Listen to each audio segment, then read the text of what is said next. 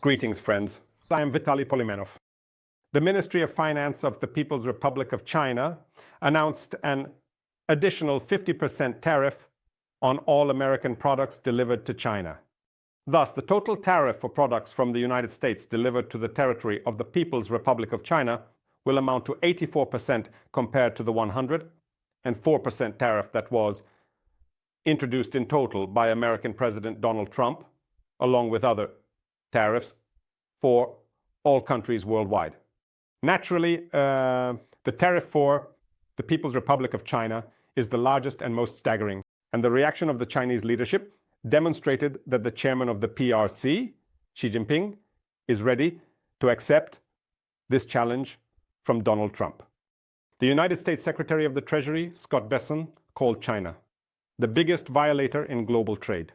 And the Ministry of Commerce of the People's Republic of China, in the preface to the white paper published today by the Information Office of the Chinese government, in response to Donald Trump's tariff war, stated that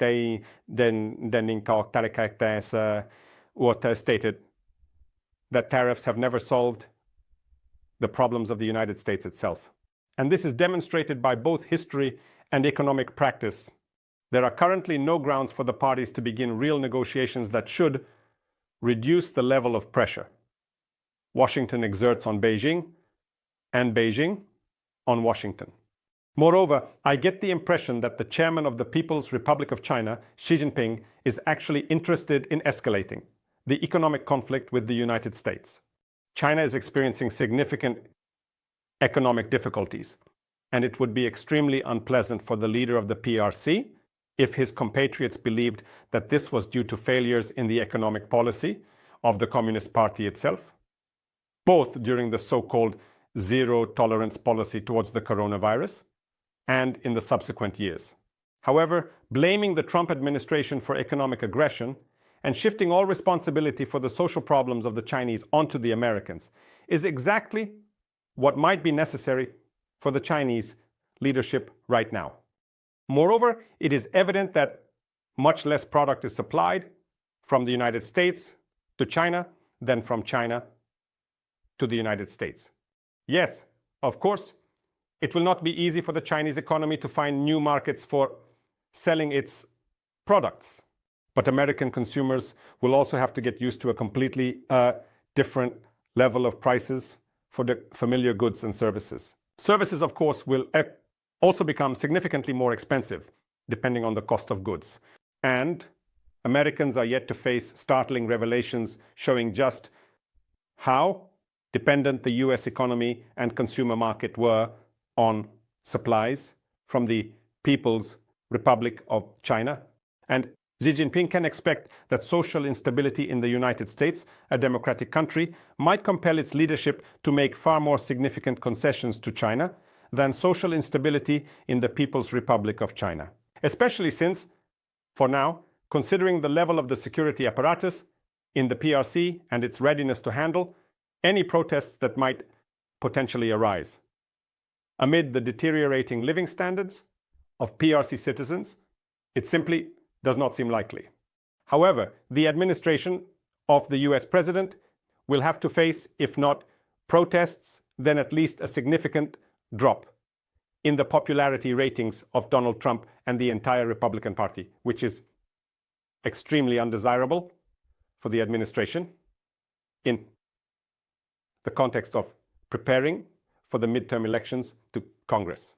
These elections, as we understand, could significantly complicate all of Donald Trump's opportunities to implement the policies he would like to pursue during the subsequent period of his tenure as head of state.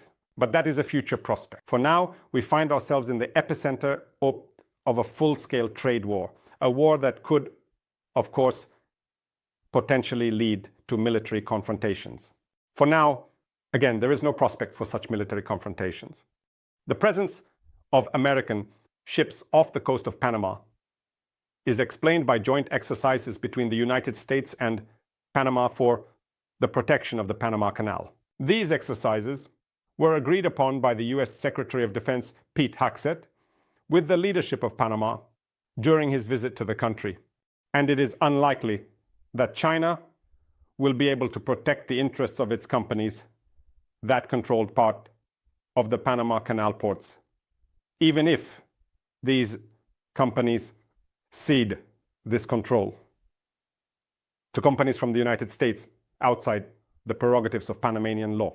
However, a platform for other confrontations may arise in the Asia-Pacific region, where China and the United States have ships that can meet, so to speak, face to face. This is one of the first such prospective possible outcomes of the nascent trade war. Another very important result to keep in mind is the galloping decline in oil prices. This decline could lead to a radical change in the situation in many countries around the world. We understand that for Vladimir Putin's Russia, a drop in oil prices could mean a significant reduction in the aggressive potential of this country. And in this way, bring us closer to a ceasefire on the Russian-Ukrainian front. But that's not all. Not only that, the decline in oil prices means instability, not only in Russia, but also in many countries whose prosperity and social stability will depend on the prices at which they can sell oil on the global market. And therefore, uprisings, revolutions, crisis situations, possibly the clash of countries with stability that they had to say goodbye to.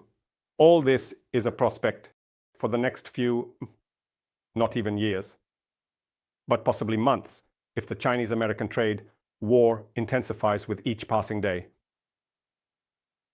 We will see all this, of course, in the near future.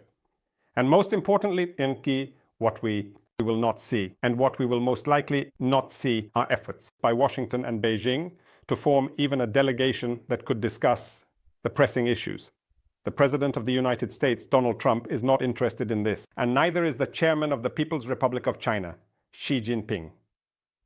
This means that both sides will be thinking about new retaliatory measures, which in turn will drive the global economy into a coffin for a long time, especially if now, in addition to the sanctions of the People's Republic of China, the European Union countries join in one way or another against the United States, which, of course, also do not want to agree with the tariff imposed by Donald Trump against this union of European states. Thank you, friends. Stay on this channel, subscribe to it. Subscribe to my social networks, to the channels on Patreon, Buy Me a Coffee, and Donatello, which help develop these resources. Use the sponsorship feature on YouTube itself. Peace to you.